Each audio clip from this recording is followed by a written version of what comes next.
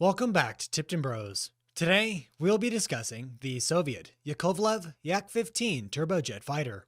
Before we begin, I must disclose that I am no expert and never claimed to be. Now, let's get into it. May 1945. The Third Reich has collapsed and the spoils of war are meticulously gathered by the victors. Months prior, as the Wehrmacht recoiled towards Berlin, Soviet forces captured numerous German production facilities, including Dessau, located on the Mulde River. Within these walls sat technology and data which garnered great interest from Joseph Stalin and other executive authorities. Specifically, the German Junkers Umo 109-4B series turbojet engine, among earlier models. Once seized, the power plants were hastily delivered for examination to the Vladimir Klimov factory, and laborers got to work under the supervision of German technical personnel.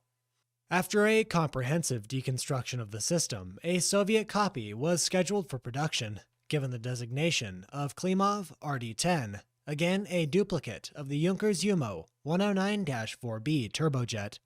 Tooling was not yet available for domestic manufacture, so German examples remained in use.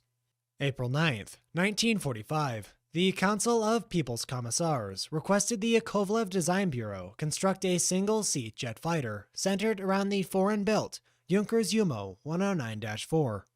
Guided by decorated aeronautical engineer Alexander Sergeyevich Yakovlev, the project would rapidly evolve.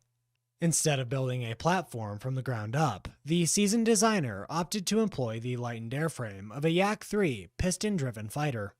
Most aspects of the aircraft went unchanged, leaving the low-set monoplane wings, taildragger configuration, single-seat cockpit, and a majority of the fuselage, which accelerated development. All that was left to accommodate was the hulking Umo 109-4B turbojet. The engine compartment was enlarged, and the power plant was mounted in the belly of the nose section, which allowed exhaust to vent just aft of the wing roots. Additional space was made for a reserve fuel tank and armament, which consisted of two 23 by 115 mm Neudlman-Surinov NS-23 autocannons secured above the air intake. This hybrid jet, equipped with a German power plant and a Soviet airframe, was gifted the moniker of the Yak-3 Umo. Taxi testing took place in October of 1945, but the heat shield to block exhaust proved insufficient. The duralumin skin on the underside of the fuselage and the rubber tail wheel were quickly warped by the superheated gases expelled from the turbojet. This issue was not rectified until December. As testing continued, a new set of specifications was issued on April 29, 1946, by Soviet officials, while the aircraft was in direct competition with the MiG-9. These conditions indicated that the domestically produced Klimov RD-10 turbojet must be implemented alongside a minor boost in range. A contract for two prototypes, designated the Yak-15, were expected to be delivered by September 1, 1946. Alexander Yakovlev was able to seamlessly transition from the Junkers Umo 109-4 to the Klimov RD-10, as the pair of turbojets were nearly indistinguishable.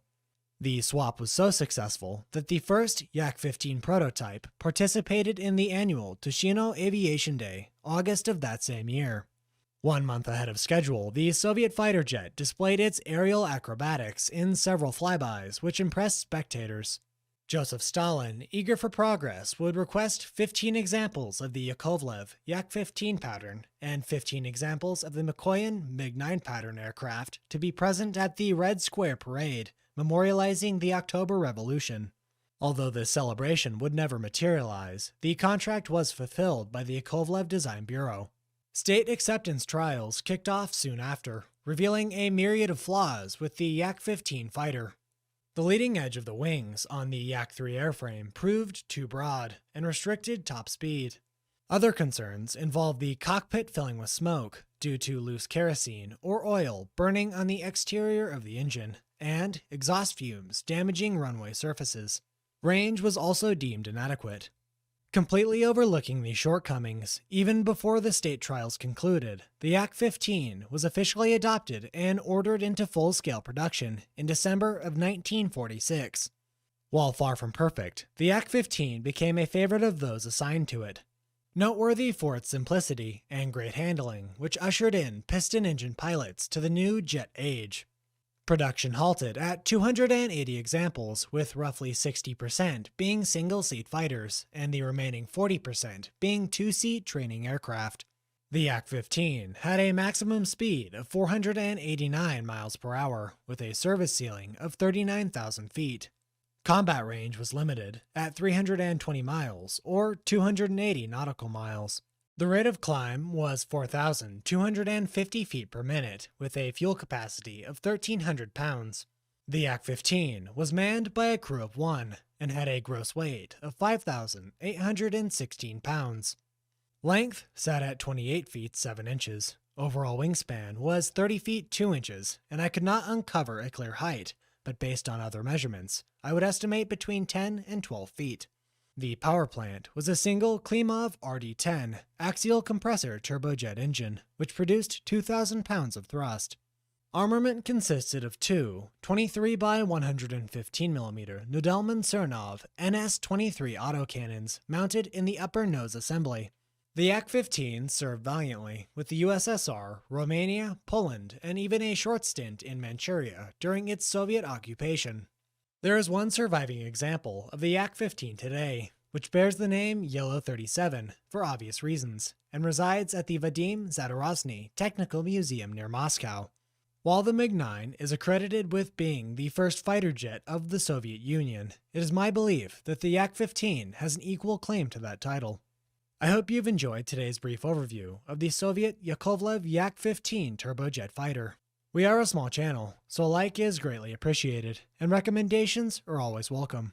Again, I am no expert, and never claim to be. Until next time, on Tipton Bros.